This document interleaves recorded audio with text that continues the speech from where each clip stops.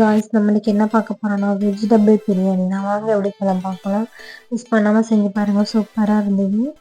ஃபஸ்ட்டாக தேவையான பொருள் எல்லாம் பார்த்துடலாம். நான் வந்துட்டு 3 பெரிய வெங்காயம் எடுத்திருந்தேன், 3 பச்சை மிளகா, ஒரு துண்டு இஞ்சி எடுத்திருந்தேன். அப்புறம் வந்து ஒரு 10லேருந்து 20 வெள்ளைப்பூடு எடுத்துக்கோங்க. அந்த 20 பல் வெள்ளைப்பூடு எடுத்துக்கோங்க. இதெல்லாம் நல்லா பேஸ்ட்டாக அரைச்சி வச்சுக்கோங்க.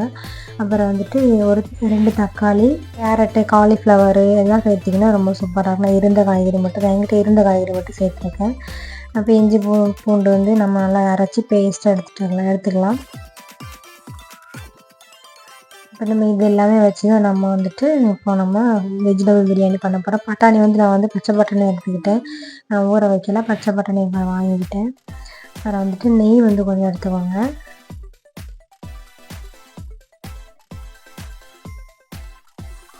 இஞ்சி பூண்டு பேஸ்ட் அரைச்சாச்சு. அப்புறம் வந்துட்டு நம்ம வந்துட்டு இப்போ வந்து குக்கிங் பண்ண ஆரம்பிச்சிடலாம். ஃபஸ்ட் வந்து ஒரு குக்கர் எடுத்துக்கோங்க. குக்கர் வந்து நல்லா ஹீட் ஆகிட்டு அந்த பாத்திரம் நல்லா, நீங்கள் பாத்திரமாக இருந்தாலும் சரி நல்லா வந்து ஹீட் பண்ணிக்கோங்க பாத்திரத்தை.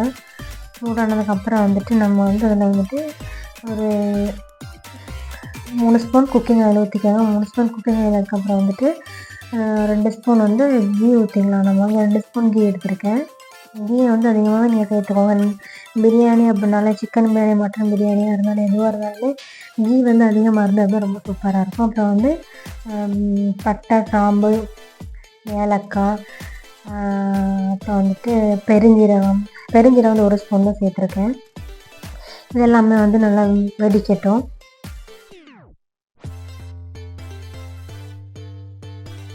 அடித்ததுக்கப்புறம் வந்து நம்ம வந்து நீளமாக வெட்டி வச்சுருக்கோம் இல்லையா பெரிய வெங்காயம், அதை ஆட் பண்ணிக்கலாம்.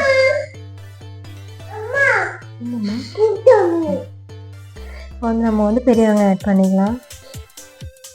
இந்த பெரிய வெங்காயம் சேர்த்து நல்லா வதக்கிக்கோங்க. கொஞ்சமாக லைட்டாக பெரிய வெங்காயம் வதங்குறதுக்கு வந்துட்டு நான் வந்து லைட்டாக உப்பும் ஆட் பண்ணியிருந்தேன்.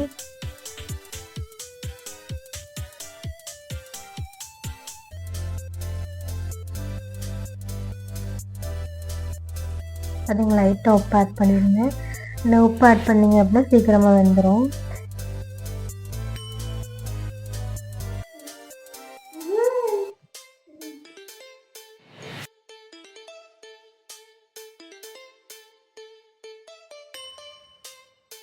நல்லாவே ப்ரௌன் கலரில் வதங்கணும். வெங்காயம் நல்லா வதங்கினதுக்கப்புறம் வந்துட்டு தக்காளி ஆட் பண்ணிக்கோங்க. ஏன்னா இந்த இடத்துல இஞ்சி பூண்டு ஆட் பண்ணும்போது நமக்கு வந்து அடி பிடிச்சிடும். அதனால் தக்காளி கொஞ்சம் வெஜிடபிள்ஸ் எல்லாம் ஆட் பண்ணதுக்கப்புறம் வந்து நான் இஞ்சி பூண்டு ஆட் பண்ணிக்கிறேன். நான் வந்துட்டு தக்காளி, பச்சை பட்டாணி, நீங்கள் இதில் கூட காலிஃப்ளவர், உங்களுக்கு பிடிச்ச கேரட் கூட ஆட் பண்ணிக்கலாம். பிடிச்ச வெஜிடபிள்ஸ் கூட நீங்கள் ஆட் பண்ணிங்கன்னா ரொம்ப சூப்பராக இருக்கும். நான் வந்து என்கிட்ட இருந்த காய்கறி மட்டும் ஆட் பண்ணியிருக்கேன். அப்புறம் வந்து பச்சை மிளகா ஆட் பண்ணியிருக்கேன்.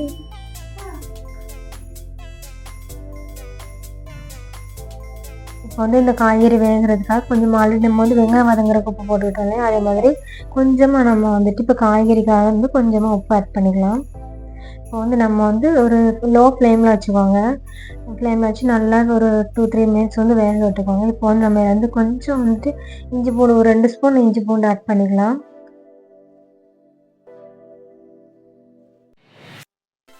இஞ்சி பூண்டு பேஸ்ட் வந்து ஆட் பண்ணி நல்லா மிக்ஸ் பண்ணி விட்டுக்கோங்க. இந்த ஸ்டேஜில் வந்து உங்களுக்கு அடி பிடிக்கும், அதனால் நல்லா மிக்ஸ் பண்ணி விட்டுக்கோங்க.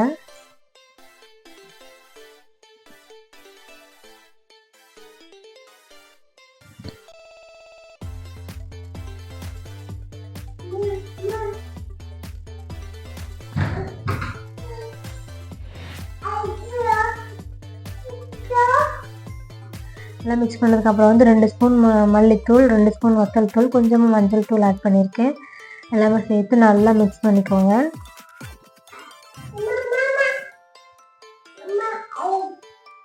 நல்லா மிக்ஸ் பண்ணதுக்கப்புறம் வந்துட்டு நான் வந்துட்டு ஒரு 4லேருந்து 5 ஸ்பூன் வரைக்குமே நான் தயிர் ஆட் பண்ணியிருக்கேன். தயிர் கொஞ்சம் நீங்கள் நிறையாவே சேர்த்துக்கோங்க, அப்போ தான் டேஸ்ட் நல்லாயிருக்கும். சேர்த்து நல்லா மிக்ஸ் பண்ணிக்கோங்க. தயிர் சேர்த்து மிக்ஸ் பண்ணதுக்கப்புறம் இந்த மாதிரி எண்ணெய் பிரிஞ்சு வரணும். எண்ணெய் பிரிஞ்சு வந்ததுக்கப்புறமா நம்ம வந்துட்டு இந்த இதில் வந்து அரிசி அளந்தோமோ அதே அளவில் வந்து நம்ம தண்ணி ஊற்றி, நான் வந்து எடுத்துருக்கேன். இந்த உலக்குக்கு 1.5 உலக்கு நான் வந்து அரிசி எடுத்தேன். அதனால் நான் வந்துட்டு 3 உலக்கு நான் வந்து தண்ணி ஊற்றிக்கிறேன்.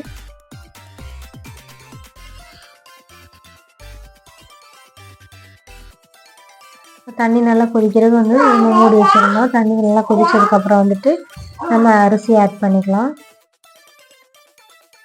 வந்து நம்ம அரிசி வந்து நல்லா வாஷ் பண்ணி தான் வச்சுருந்தேன், அதை வந்து இப்போ ஆட் பண்ணிக்கலாம்.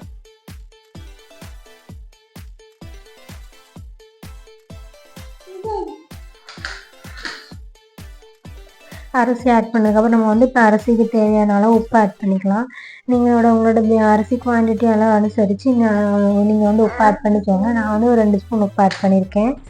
ஆட் பண்ணி நல்லா மிக்ஸ் பண்ணிக்கோங்க. இந்த ஸ்டேஜில் நீங்கள் வந்து உப்பு வந்து செக் பண்ணிக்கோங்க. உப்பு வந்து கரிக்கிற மாதிரி இருக்கணும், அப்படின்னா தான் பிரியாணி வந்து சூப்பராக இருக்கும்.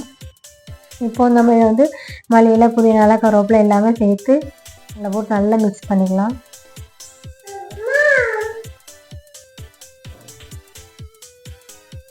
வந்து குக்கரில் வந்து நான் விசில் எதுவும் வைக்கல, ஒரு 5 மினிட்ஸ் மட்டும் நான் வந்து அப்படியே மூடி வச்சுருந்தேன். அதுக்கப்புறம் அடுப்பு ஆஃப் பண்ணி திருப்பி ஒரு 5 மினிட்ஸ் சும்மா மூடி அடுப்பெல்லாம் ஆஃப் பண்ணி வச்சுருந்தேன். அப்புறம் பார்த்திங்கன்னா நல்லாவே நமக்கு பிரியாணி வெந்திருக்கும். இப்போ வந்து நம்ம தயிர் பச்சடிக்கு என்னெல்லாம் பார்த்தோம்னா, நான் வந்துட்டு 2 பெரிய வெங்காயம் எடுத்திருந்தேன், ஒரு குக்கும்பர் எடுத்திருந்தேன். குக்கும்பர் வந்து இந்த மாதிரி குட்டி குட்டியாக கட் பண்ணிக்கிட்டேன். வெங்காயம் வந்து நீளமாக கட் பண்ணி நல்லா உதிர்த்து எடுத்துக்கிட்டேன்.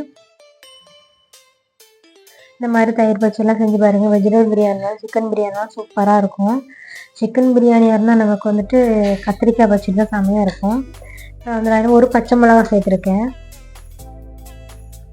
இதெல்லாமே சேர்த்து நல்லா இப்போ நீங்கள் இந்த ஸ்டேஜில் வந்து வினிகர் ஊற்றுனீங்க அப்படின்னா சூப்பராக இருக்கும். ஆனால் தயிர் ஊற்றக்கூடாது, வினிகர் மட்டும் ஊற்றி நீங்கள் வந்து மிக்ஸ் பண்ணி சாப்பிட்டிங்கன்னா ஒரு நாள் எப்போவுமே வினிகர் ஊற்றி சாப்பிடாதீங்க. எப்போயாவது ஒன் டைம் வந்து நீங்கள் சாப்பிட்டுக்கலாம். வந்துட்டு அப்படி கூட அது கூட டேஸ்ட் நல்லாயிருக்கும். இப்போ நம்ம வந்து தயிர் ஊற்றிட்டு அதில் கொஞ்சம் வந்துட்டு உப்பு ஆட் பண்ணிக்கலாம். தயிருமே இன்னும் கொஞ்சம் கூட நான் ஊற்றிருந்தேன். உங்களோட குவான்டிட்டி அளவு அனுசரித்து நீங்கள் வந்து தயிர் ஊற்றிக்கோங்க. நல்லா மிக்ஸ் பண்ணி விட்டுக்கோங்க. நல்லா மிக்ஸ் பண்ணதுக்கப்புறம் வந்துட்டு உப்பு எல்லாமே கரெக்டாக இருக்கான்னு பார்த்துக்கோங்க.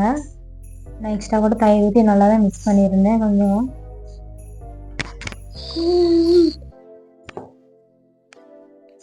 பார்த்திங்கன்னா இப்போ நம்ம பிரியாணி ரெடி ஆகிட்டு, நீங்கள் இதை மாதிரி வீட்டை செஞ்சு பாருங்கள்.